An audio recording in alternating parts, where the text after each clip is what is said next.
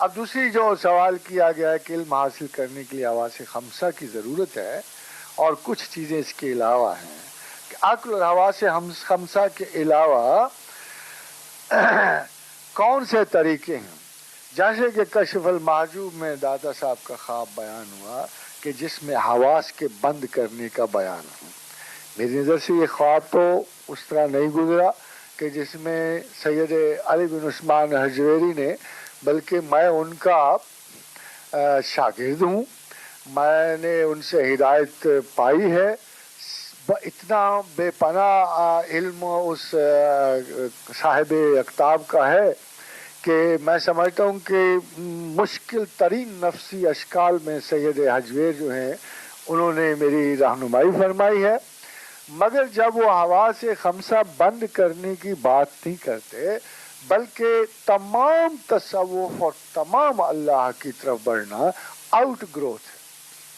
دو چیزیں تصوف کا خاصہ، ایک ویڈنگ اور ایک آؤٹ گروتھ. جیسے آپ کے گھر کی باڑ بڑھ جائے اور بے ترتیب ہو جائے تو اس کو کاٹ دیتے تاکہ وہ تواتر میں رہے اور توازن میں رہے.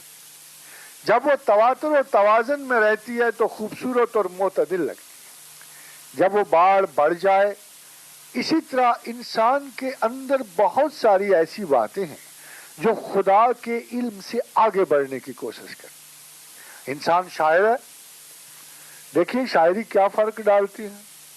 شاعر مسٹیک کیوں نہیں ہو جاتا؟ اگر وہ حسن کا طلبگار ہے، خوبصورتی کا طلبگار ہے، فطرت کا طلبگار ہے، اعلیٰ طرفوں کا مالک ہے اور اس کی حسیات جو ہیں وہ بالا تر ہیں عمومی حسیات سے، تو بڑا مسئلہ یہ پیدا ہوتا ہے کہ وہ خدا کا کیوں نہیں قائل ہو کر خدا سے محبت میں کیوں نہیں آگے بڑھ جاتا؟ کیونکہ وہ ویڈنگ نہیں کرتا. اس لیے کہ شعراء جھوٹ کی وادیوں کے سفر کرنے والے ہیں، قافیہ اور ردیف کے ڈھونڈنے والے ہیں، زبردستی اشکال دیتے ہیں، اپنے خیالات کو اوریجنل نہیں بلکہ زبردستی قافیہ اور ردیف ڈھونڈ کر ان میں بند کرتے ہیں. اسی لیے خدا نے کہا کہ یہ جھوٹ کی وادیوں کے سفر کرنے والے ہیں. اور جب شعر و شاعری اتنی مرغوب اور اتنی دل پسند ہو جائے کہ وہ اللہ کے رستے میں آنے لگے اور آپ کو خود پسندی مرغوب ہو اور اپنی صفت شعر مرغوب ہو تو وہ خدا کے قریب آپ کو کبھی جانے نہیں دیں گے. تو آپ کے ہاتھ میں اللہ کی آرزو کی مقراض ہونی چاہیے.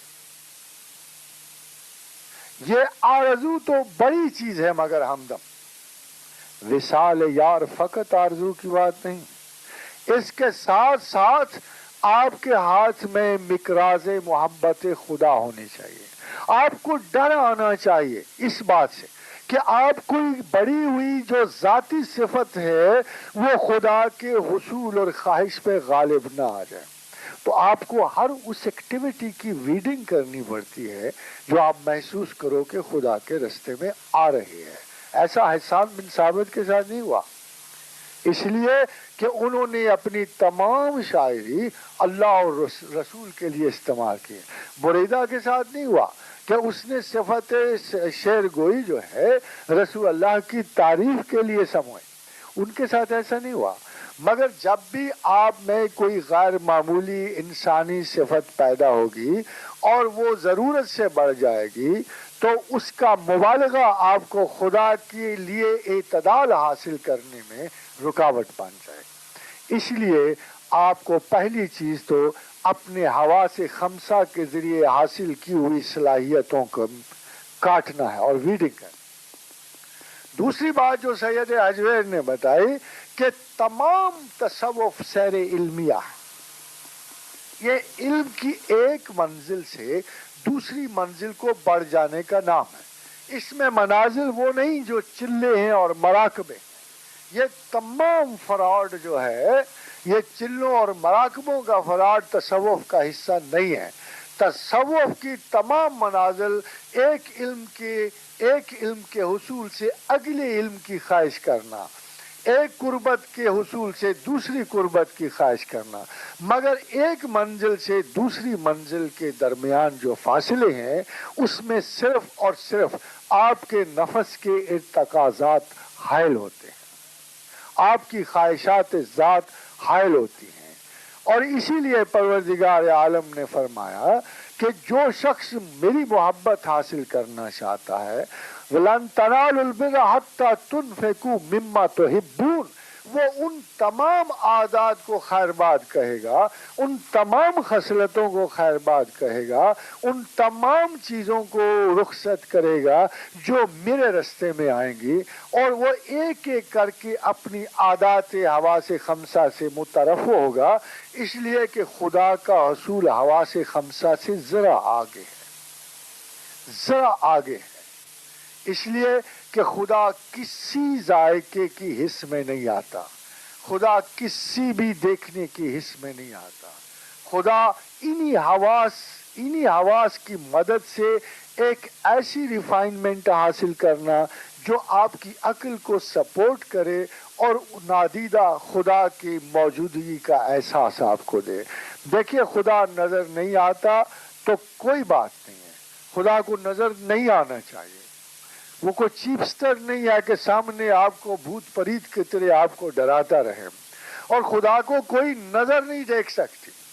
فرمایا رسول اللہ صلی اللہ علیہ وسلم نے کہ خدا کا ایک حجاب نور ہے کہ اگر وہ اس حجاب کو اتار دے تو پوری کائنات جل کے خاک ہو جائے، اس لیے آپ اپنی استطاعت سے آگے نہیں بڑھ سکتے ہو۔ رسول اللہ صلی اللہ علیہ وسلم نے فرمایا کہ اللہ کے 70,000 حجابات نوری اور 70,000 حجابات ناری ہیں، یعنی خدا ایک ایسا پائکر ہے، هو اللہ الذی، ایسی شخصیت مبارک ہے کہ جو 70,000 ڈسٹرکٹیو انرجی کے پیٹرنز کے پیچھے چھپا ہوا ہے، اور 70,000 کنسٹرکٹیو انرجی کے پیٹرن سے چھپا ہوا ہے۔